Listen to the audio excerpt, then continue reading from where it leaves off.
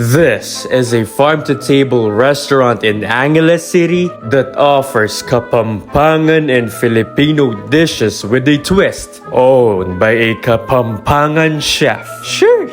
Konnichiwa, what's up mga master? Another YOLO moment. Shush! Nag-teleport kami ni YV sa Barangay Santo Rosario, Angeles City para puntahan ang 25 Seeds. Alam nyo ba noong 1920s pa itinayo ang ancestral house na ito? At na-amaze ako sa itsura ng labas at loob neto. Yung feeling na parang nag-teleport ka sa mundo ni Maria Clara at Crisostomo Ibarra. Mas ma-appreciate nyo to sa personal kapag pumunta kayo dito. Teka, bakit nga ba 25 Seeds? It's because the owner and founder, Master Chef Sal Del Rosario, named it after his 25th year sa food business. At ipinagmamalaki niya na isa siyang Kapampangan. Kaya naman itinayo niya ang farm-to-table restaurant dito sa Angeles City. Kaya naman wag na natin patagalin pa and let's G! To start the show, we have the Tamales Pampagenya. Soft yung texture ng tamales at tama lang din yung linamnam neto. At perfect match sa tinapay na sila mismo ang nagluluto. Next is their Wild Paku Salad. Hindi ako masyadong mahilig sa gulay pero refreshing to. At nagustuhan ko na ang lahat ng mga nilagay nila dito ay pwedeng kainin. Tulad ng mga edible flowers. Ito naman ang kanilang crispy okoy and shrimp. From the name itself, it's crispy at lasang-lasa ko yung natural flavor ng shrimp. Next is their chicken galantina. This is made of ground chicken, chorizo, ham, sausage, cheese, and egg. This is a must-try mga master. Meron din silang steamed local pampano. It's good kasi walang lansa at mas nagpasarap dito yung secret sauce na binuhos nila dito. Teka,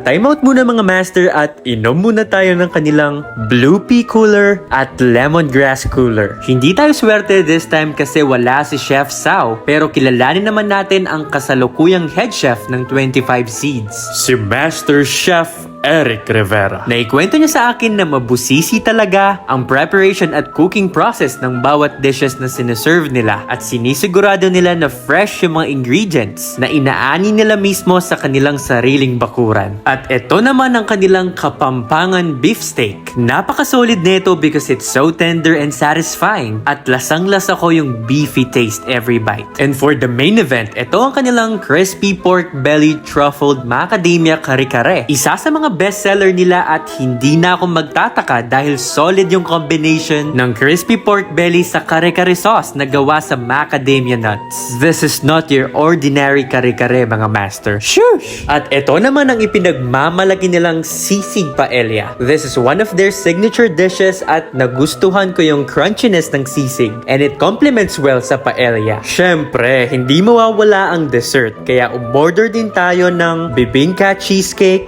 at Fallen Pinatubo flourless cake. Parehas kong nagustuhan dahil tama lang yung tamis. Overall, super na-enjoy ko yung dining experience ko dito sa 25 Seeds. Akalain mo yun, meron palang ancestral house na farm-to-table restaurant dito sa Angeles City na nagsuserve ng mga Filipino at Kapampangan dishes with a twist. Napaka-solid nyo mga master. Shush! Tara na mga master and let's G na dito sa 25 Seeds. On to the next yellow moment mga master. Shush!